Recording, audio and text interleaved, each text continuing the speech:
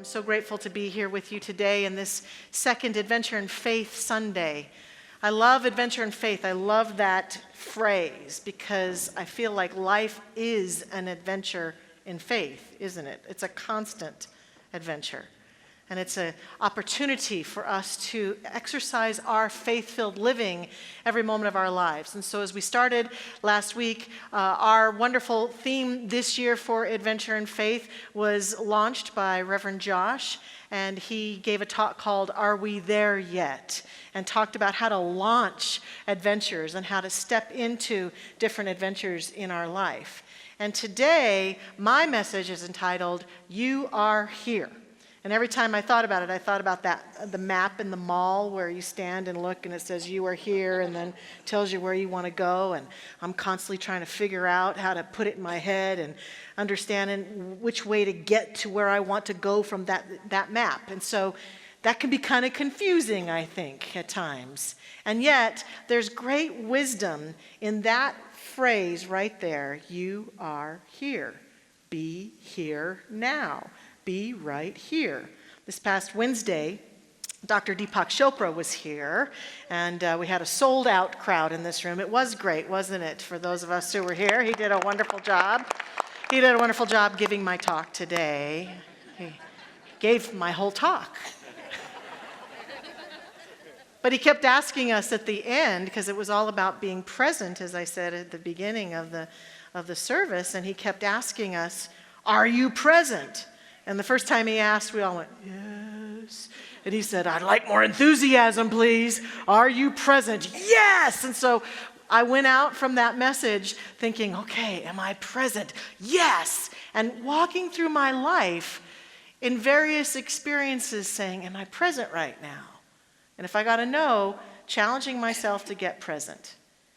And that's what we get to do on this adventure. In our life, through all of the conditions and circumstances and moments of life, to challenge ourselves to get present, to wake up and be present.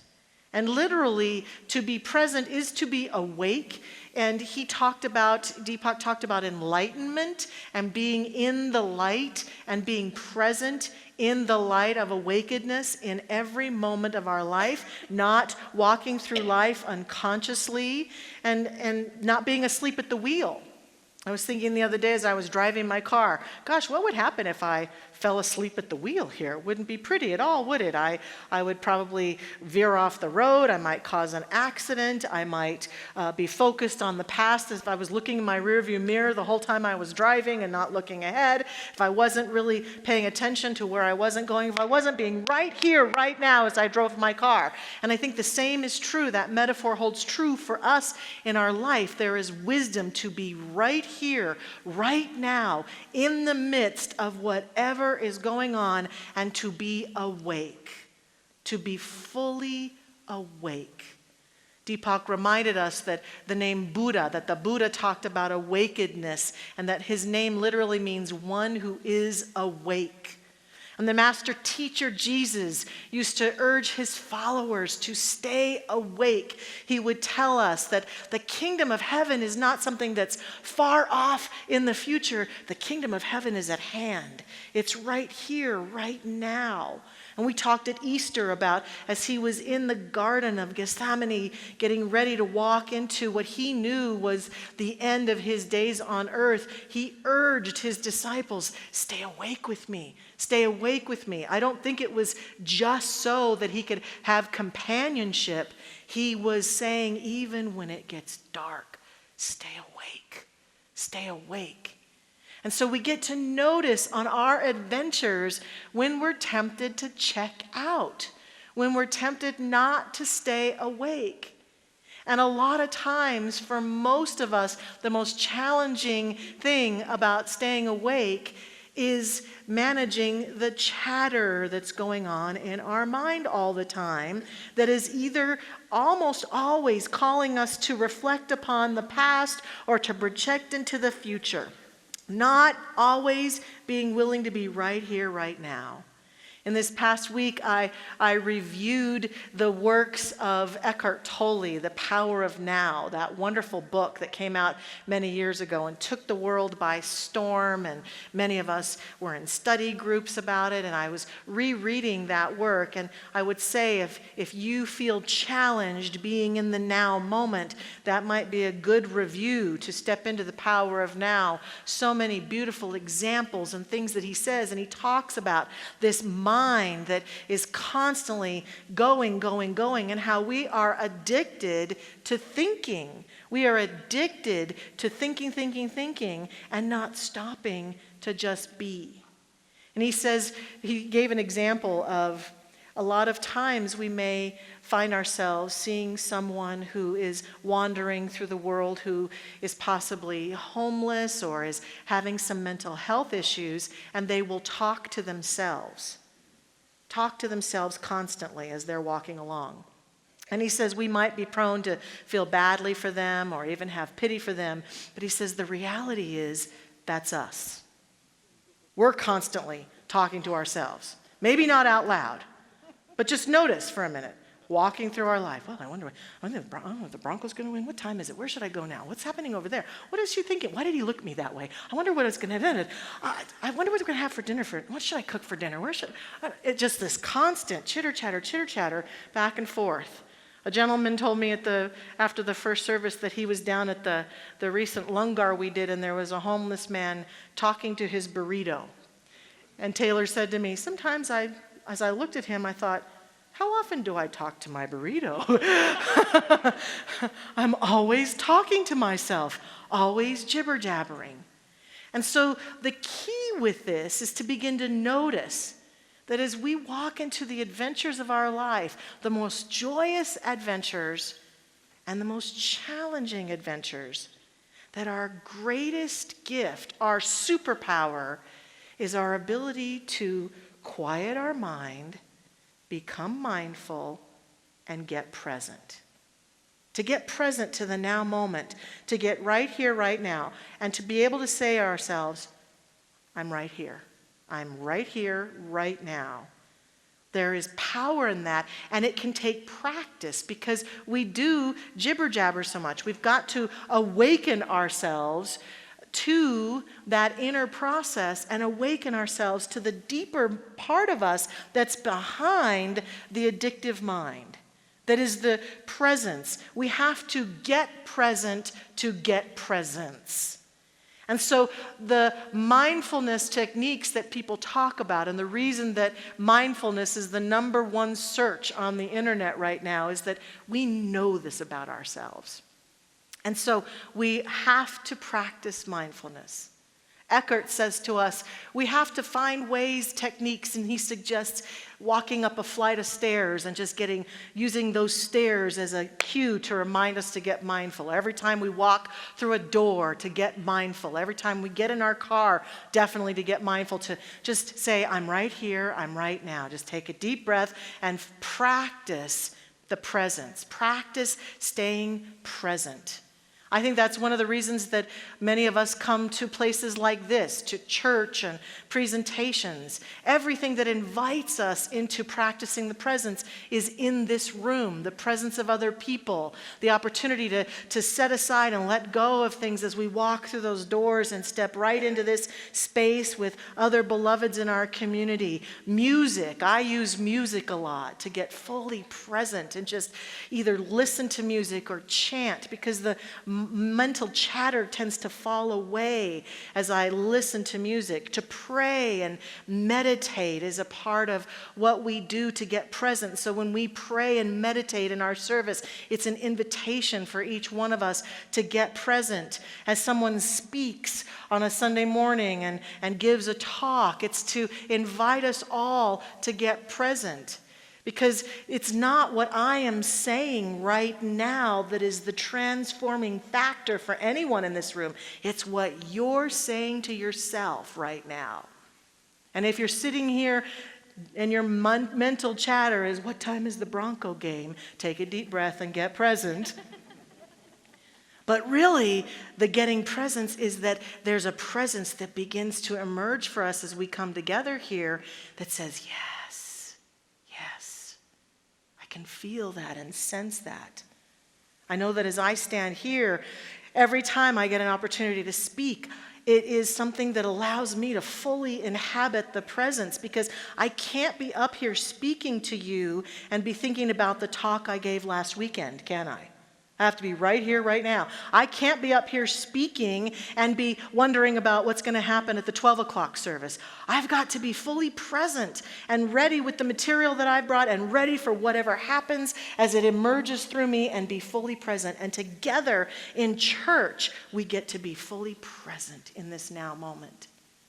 And as we go forth from this place, then to be encouraged to continue to practice the presence in our own spiritual practice, in our own meditation, in our gratitude practices. I find that gratitude helps me get very, very present. I also find, and this isn't always the most pleasant thing to discover, but I've discovered that even my most challenging moments in life encourage me to get really present. When there's a crisis, when there's a challenge before me, I notice for myself that everything falls away and I find myself very present. And I've often wondered, I think there are so many gifts and possibilities that come with the challenges that we face in our lives, and I wonder if one of the greatest gifts of those challenges might be an inner invitation, wake up. Some spiritual leaders call these challenges the cosmic 2x4s that come our way, right? The great challenges that snap us. Oh gosh, I wasn't paying attention to my health. I wasn't paying attention to my beloved. I was taking something for granted, or I wasn't listening. And a challenge that wakes me up and shakes me into a different presence allows me then to bring the fullness of who I am into my experience, to inhabit this adventure with all that I am. A few weeks ago, it was September 25th. I was getting on a plane to travel to a ministerial school conference with all the ministerial students and deans from all of our schools. And my husband told me before I left that there was a spiritual leader somewhere in the world who had predicted that September 25th was going to be the last day of the earth, that we were all going to die that day. I don't think that happened, because as far as I can tell right now, we're all here, unless we're just imagining this, but we are all here right now. But as I got on that plane, I experienced something as I was thinking about this that was interesting to me, and that is that I tend to be one of those people that if I hear something 3 times, I pay attention to it. It's like synchronicity. It's not really a superstition. It feels like the synchronicity of my own soul's journey. And so if someone suggests a book to me 3 times, then I pay more attention. Or if someone suggests I try something, or I call someone, or I pay more attention to it. And so as I'm getting on this plane thinking about, wow, that's interesting that this world leader thought it was going to be the last day on earth, I talked to my husband, and my memory was, as he hung up, he said, "Okay, see you on the other side." And I went, whoa. Because to me, the other side is like stepping off the earth plane. And I thought, well, that's interesting.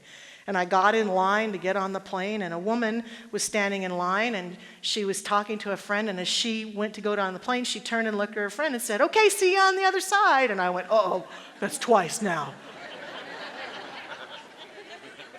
And so I'm getting on the plane very gingerly, and I'm thinking to myself, okay, use your intuition. Am I supposed to not get on this plane today? And everything in me said, nope, you're supposed to be on the plane. And so I sat down, and I was very hypervigilant. I was awake, I'll tell you. I was really awake.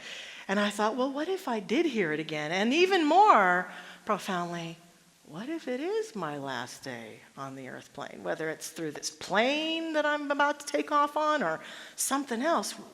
Something just came over me, and I began to say, what if this is it? And I noticed something significant that I didn't feel afraid. I thought that was interesting. I felt like, well, okay. If this is it, this is it. Just be present. And I was very present to the people on the plane, and to my experience on the plane, and to myself. And then I said to myself, if this is it, would I have any regrets? And I found it fascinating that I didn't notice any regrets like, oh, I wish I would have gone left instead I went right, or I wished I would have done this. The regret that just welled up within me was, I would regret not allowing the love that lives in this universe to inhabit my being more, to not feel it, to not, that song, you are loved. I would regret not remembering the love every day in every moment of my life. That's what I woke up to on that plane that day. And I thought to myself, I don't want to forget that. I could feel how the Talmud says that every blade of grass has an angel standing over it, chanting, grow, grow, grow. And I think that what we miss through our monkey mind and our not being present and our not doing our spiritual practice and our not taking the opportunities to move beyond that monkey chatter into the presence is we miss the universe's constant chant to us. You're loved. Don't give up. Keep going. Keep listening. Keep moving. You're loved. You are so loved. And we are so loved that this life says to us, be who you want to be. Live your life. Make your choices. Be present to the love that is seeking to live itself in you, through you, as you. You are loved. And I predict for each one of us that at the end of our moments here on this earth, that if we have not spent this time awake and alert to allowing ourselves to inhabit divine love and be inhabited by it, that might be the only thing we'll regret. And what it takes is this conscious choice now, today, to say, I'm going to be totally present. I'm going to be present to the love. I'm going to feel it. And when I get discouraged or when I feel I can't be present, I'm going to let love lead the way. I'm going to let the love that is the core of my being guide me forth into the next steps in my journey. And that brings us into the kingdom of heaven. That is the kingdom of heaven. That is what is at hand. That is what is calling to each one of us. And that is what is behind the illusion that our monkey chatter matters. And so we begin to learn to get present to that through our practices. And we begin to seek to let go of the past and our connections to the past that keep us afraid or keep us disconnected from that truth. So important to let that go. I remember watching a movie once where one of the main characters had his heart broken by a woman. And as he was recounting his pain to his friend kept saying, you got to let it go. You got to move on. You got to let it go. And he said, I can't let it go because it's the only way I can stay connected to her. And if this pain is what's going to keep me connected to her, I'm hanging on to the pain. And I thought to myself, wow. If we want to be free of the pain of our past, we've got to be willing to let that go, to let it fall away. And a lot of the people in our past we may want to stay connected to, people who've gone off to the other side or who've moved out of our lives. But a lot of it is people that we really don't want to stay connected to from our past. And we keep recounting our pain and hanging on to our pain and using our pain as the sight that we see through as we make a decision about our lives as we're walking forth. Well, remember what happened last time you got really hurt. Remember what happened last time you didn't do so well. And the past is good for information purposes, kind of like, last time you went to Target, you turned left, you should have turned right, and you got lost. Remember to turn right. That's what it's good for, right? The last time you fell in love, you made that mistake. Don't make that mistake. Let's keep going. That's what it's powerfully good for. It's not that we just throw it out. But what happens to many of us is that we let the past lead the now moment. And so as we're walking forward, the past is with us. It's like a shadow that's haunting us. So we have to make peace with our past and learn to let go. And we have to move forward from the now moment, this now moment, not the projection of the future of where we're going to be, but this now moment. And when I feel into that, I can feel how my GPS guides me around town. That when I turn on my GPS and say, I want to go to Target, it never says to me, well, you know, a couple days ago, you went and had a massage. Don't you want to go there instead? Let's go to the past. And it never says to me, you know, you really want to go to Hawaii someday. Why don't I take you to Hawaii instead? I get to be right here, right now, using my GPS and moving forward with every step, staying present, saying, I'm right here, right now. I'm on this street. This is what's happening right now. This is who's with me right now. This is what's going on right now, in full acceptance of the now moment as I move through my life. And I will encounter challenges. And I will fall, and I will not like every moment of it, and I won't like every part of the journey. But here's what's available when I surrender to that deeper presence within me, that love. It is my strength. It is my guidance. It is my highest self. It is my most creative and balanced part of me that allows me to make decisions and choices that are powerful and magnificent. And it is what each one of us is yearning for as we walk through the steps of our life, being fully present. I'd like to close with a reading from a poet. We used to have this poem in our courses. I don't know that we do anymore. It's by Portia Nelson. Many of you might be familiar with it. An autobiography in 5 chapters. Chapter 1. I walk down the street. There is a deep hole in the sidewalk. I fall in. I'm lost. I'm hopeless. It isn't my fault. It takes forever to find a way out. Chapter 2, I walk down the same street. There is a deep hole in the sidewalk. I pretend I don't see it. I fall in again. I can't believe I'm in the same place, but it isn't my fault. It still takes a long time to get out. Chapter 3, I walk down the same street. There is a deep hole in the sidewalk. I see it is there. I still fall in. It's a habit. My eyes are open. I know where I am. It is my fault. I get out immediately. Chapter 4, I walk down the same street. There is a deep hole in the sidewalk. I walk around it. And chapter 5, I walk down a different street. I love that because it's about what happens when we get present. We fall into holes, but we wake up, and the minute we wake up, we make different choices.